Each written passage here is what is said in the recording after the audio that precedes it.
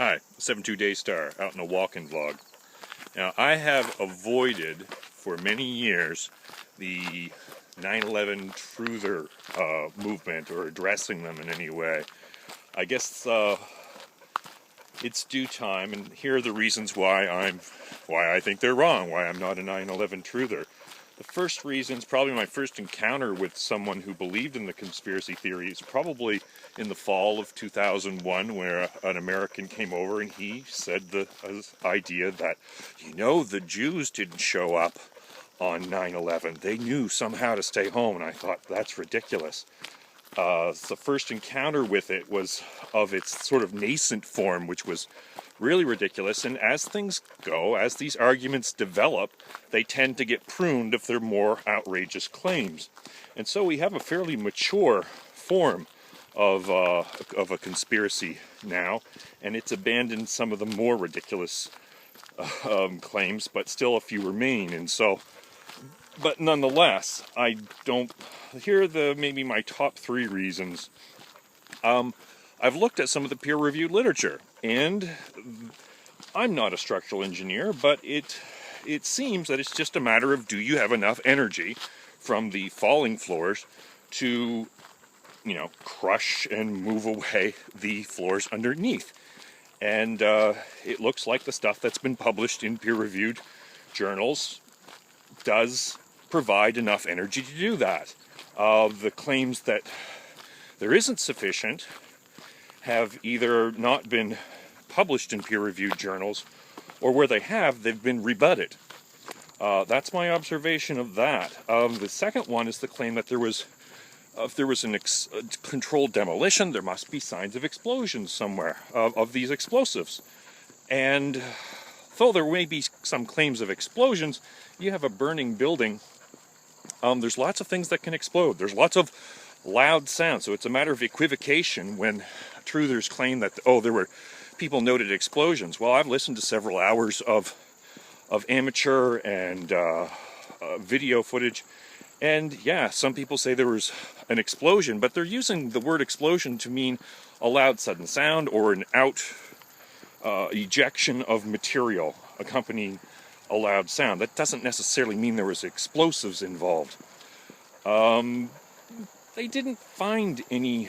There should be evidence of explosive material. Now, I know there is claims of the nanothermite claim that was published in an open journal.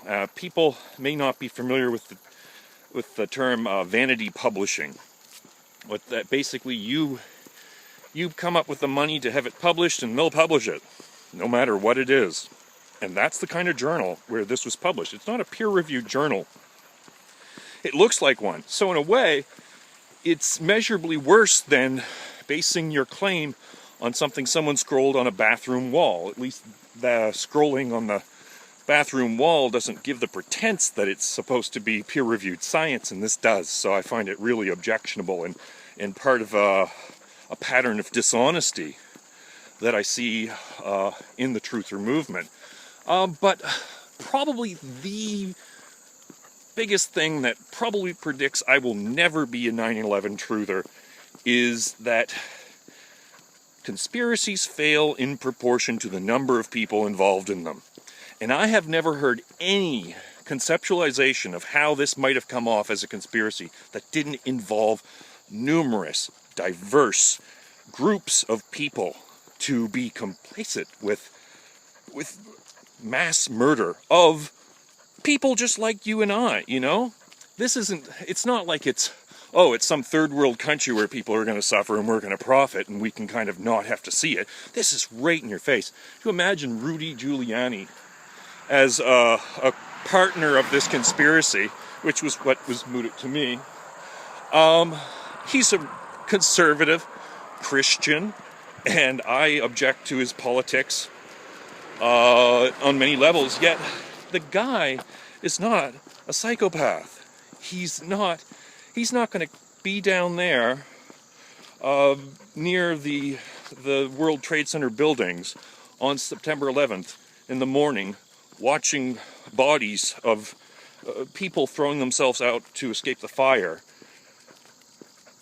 it's just inconceivable. When you look at sometimes it's been compared to the Gulf of Tonkin, which was an event that kind of was one of the main events that helped escalate the war in Vietnam. And it was kind of said to be a conspiracy. To the extent that I've looked into it, it's more like there was a mistake, and instead of investigating and clarifying that mistake, they exploited it to provide a rationale for escalating the war. But within 2 years, an officer from another ship that had talked to the sonar operator revealed that there was some dishonesty, at least dishonesty by way of act of omission that was taking place there within 2 years. So to conceive of a conspiracy that would involve so many people, and for what? For what? For no certain gains, and for huge risk. Just, what can I say? So many problems on so many levels. And when you think, I'm from Nova Scotia, Canada, so I just offhandedly I thought, I wonder if people made up conspiracies about the Halifax explosion. And lo and behold, it took a fraction of a second for Google to find conspiracy theories related to the Halifax explosion as well. It's just, this is normal.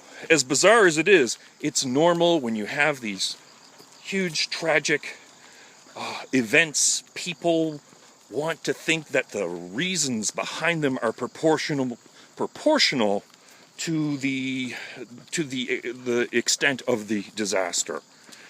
So there's a large sort of incentive that humans have to try to do that matching between the importance, the significance of the event, and its cause. Anyone willing to share thoughts? Anyone want to tell me why my reasons are completely wrong-headed? Feel free, below. 72 Daystar, out.